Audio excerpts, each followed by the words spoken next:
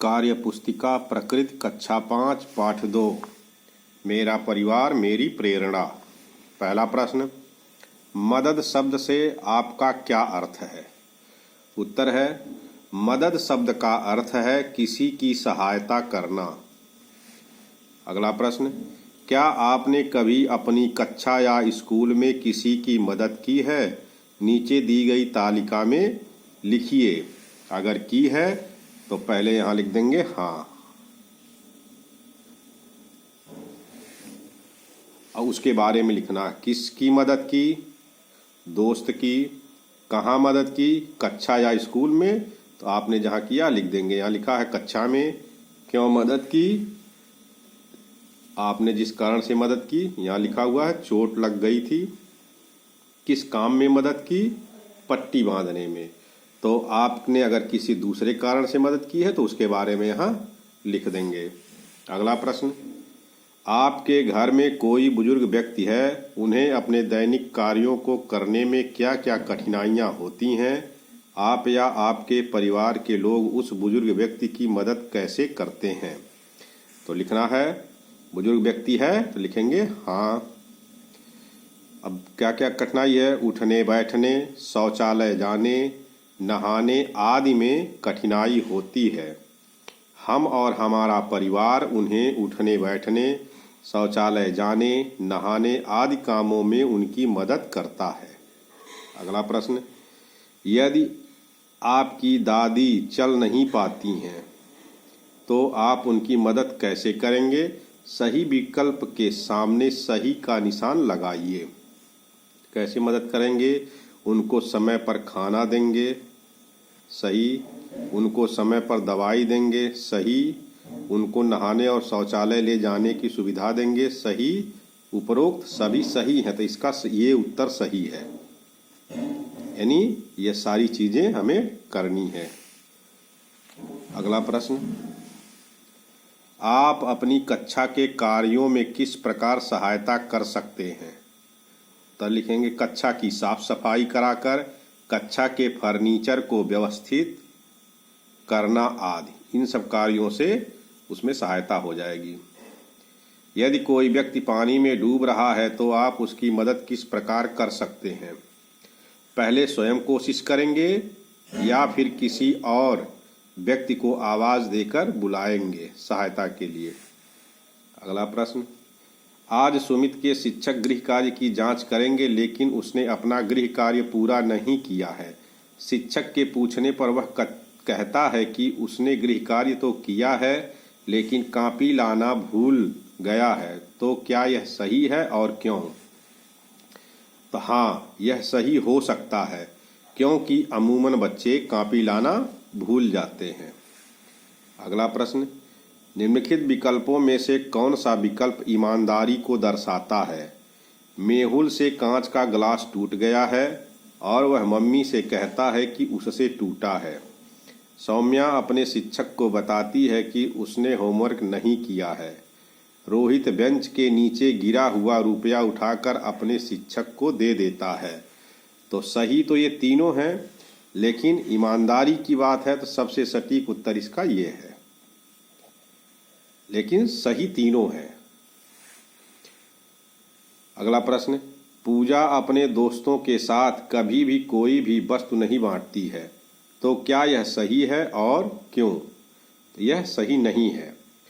दोस्तों से खाने पीने की वस्तुएं बांट सकते हैं लेकिन अपरिचित व्यक्तियों से नहीं। अगला प्रश्न, रीता की मम्मी बहुत बीमार है, उनके घर में कोई दूसरा व्यक्ति नहीं है जो घर के कामों में उनकी मदद कर सके। रीता भी किसी काम में उनकी मदद नहीं करती है और अपने दोस्तों के साथ खेलती रहती है। तो क्या यह सही है और क्यों? तो नहीं, यह सही नहीं है। रीता को अपने मम्मी की मदद करनी चाहिए जबकि वह लापरवाही दिखाती है। अगला प्रश्न, निम्नलिखित में से उन विकल्पों को चुनिए जो आपको पसंद है या आप जिसे करना चाहते हैं। तो बड़ों का सम्मान करना, सही। कक्षा में शोर मचाना, गलत। चोरी करना, गलत। किसी से झगड़ा नहीं करना, सही। दोस्तों से झगड़ा करना, गलत। ज़रूरतमंदों की मदद करना, सही। साफ सफाई रखना, सही। सच बोलना, सही। अगला प्रश्न, क्या आपके आसपास कोई ऐसी महिला है जो बोल नहीं सकती है? उसको किस प्रकार की मदद की ज़रूरत होती होगी?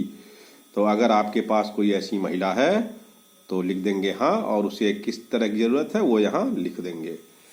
अगला प्रश्न, क्या आपने कभी किसी ऐसे व्यक्ति की मदद की है जो कभी देख नहीं सकता है? यदि हाँ तो किस तरह मदद की है?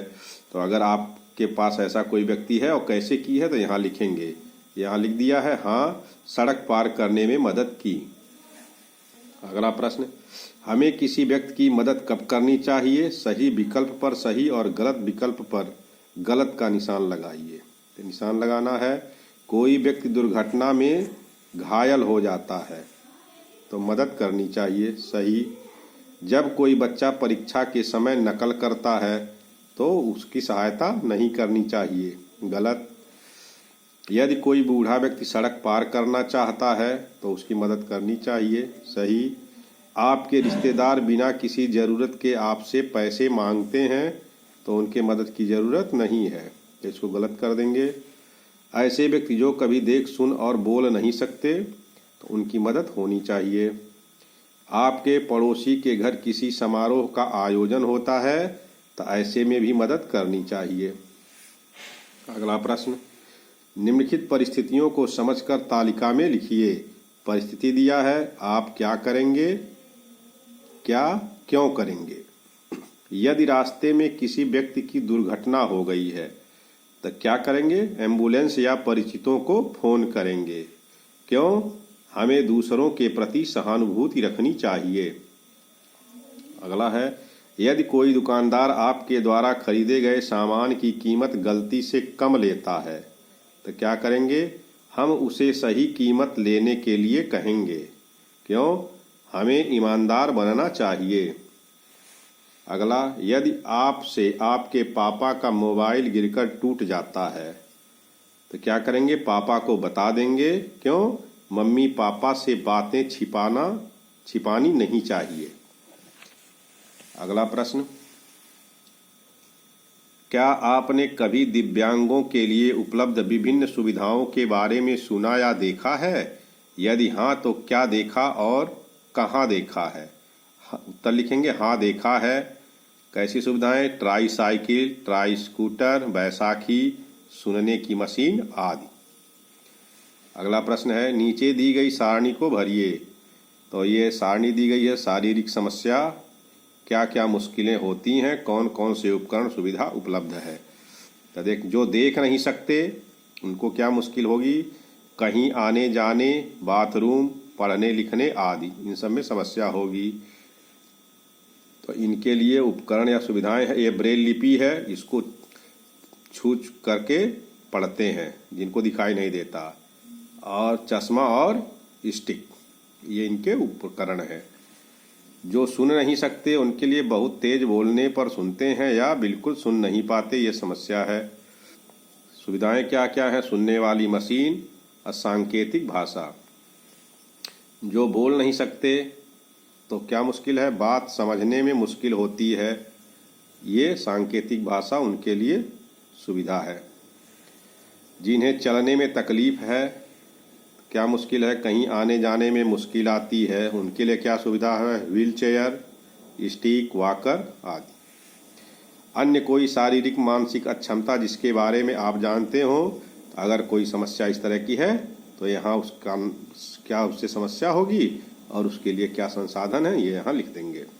अगला प्रश्न, नीचे दिए गए चित्र में क्या दिखाया गया है? किस तरह के लोग इसका उपयोग करते हैं? आप इसके बारे में क्या जानते हैं? तो ये कुछ लिखा हुआ है, लिखेंगे इसके बारे में। यह ब्रेल लिपि है, जिनको दिखाई नहीं देता है उनके लिए यह एक भाषा है, अर्थात अंधे लोगों के लिए ये एक भाषा है ब्रेल लिपि, जिससे वो पढ़ाई लिखाई करते हैं। अगला प्रश्न, दिव्यांगों के साथ हमें किस तरह का व्यवहार करना चाहिए जिससे उन्हें सामान्य व्यक्ति होने की अनुभूति हो? क्या करना चाहिए? स्नेह, धैर्य तथा सौहार्दपूर्ण व्यवहार करना चाहिए। अगला प्रश्न, निम्नलिखित तालिका को भरिए। तो यहाँ व्यक्तियों के नाम दिए गए हैं, क्या कठिनाई है तथा किस क्षेत्र में प्रसिद्ध हैं। तो ये है सुधा चंद्रन, सड़क दुर्घटना में एक पैर टूट गया, और प्रसिद्धि है भरतनाट्यम नृत्य के लिए ये प्रसिद्ध हैं। रविंद्र जैन, दोनों आँखों से दिखाई नहीं देता, क्यों प्रसिद्ध है? भारतीय सिनेमा के मशहूर गायक हैं ये। शरद गायकवाड़, एक हाथ से अपंग हैं, अपंग न लिख के दिव्यांग।